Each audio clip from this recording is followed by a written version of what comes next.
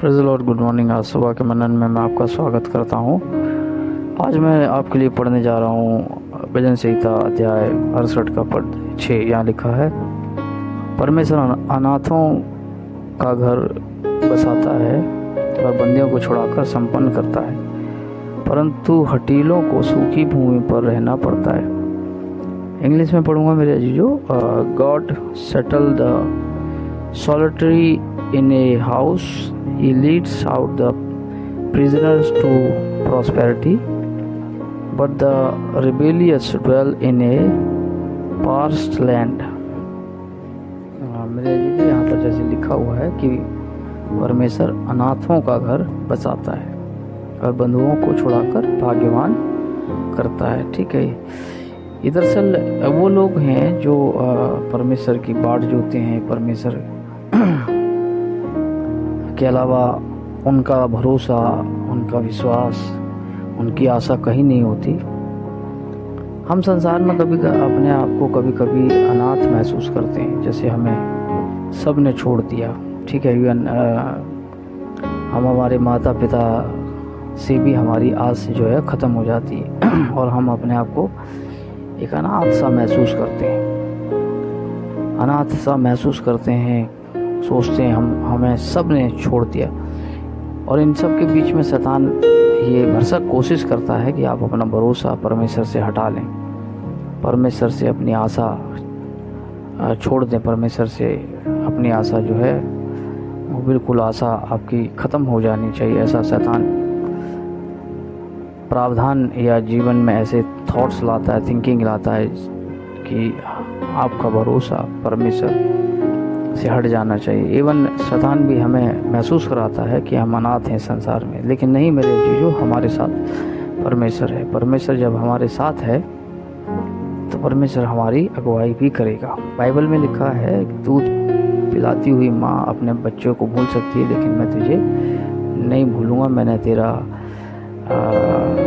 चित्र अपनी हथेली पर खोदा। ठीक है, स्मरण रहता है परमेश्वर को। यहाँ लिखा हुआ है कि परमेश्वर अनाथों का घर बसाता है, बंधुओं को छुड़ाकर भाग्यवान करता है।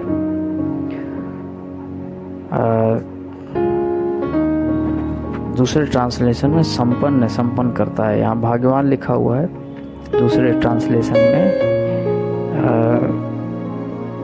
संपन्न लिखा हुआ है। इसमें संपन्न भाग्यवान परमेश्वर उन्नत करता है या प्रॉस्पर करता है।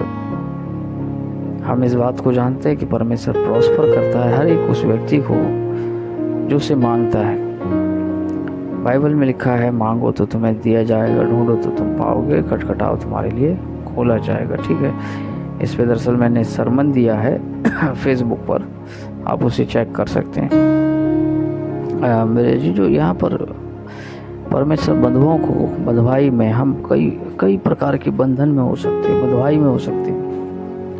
गरीबी का बंधन हो सकता है, मानसिकता का बंधन हो सकता है, बीमारी का बंधन हो सकता है, किसी भी प्रकार का जीवन में बंधन हो सकता है शरीर में, जीवन में।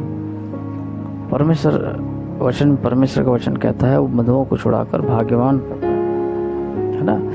ये वो लोग हैं जो परमेश्वर की, मैंने कहा, बाट जो होते हैं, परमेश्वर की तरफ देखते, परमेश्वर को निहारते हैं, परंतु हठीलों को सूखी भूमि पर रहना पड़ता है। ये हठीले वो हैं जो परमेश्वर से कुछ लेना देना नहीं है। वो अपना मैं, मेरा, मुझे या अपनी काबिलियत पे भरोसा करते हैं।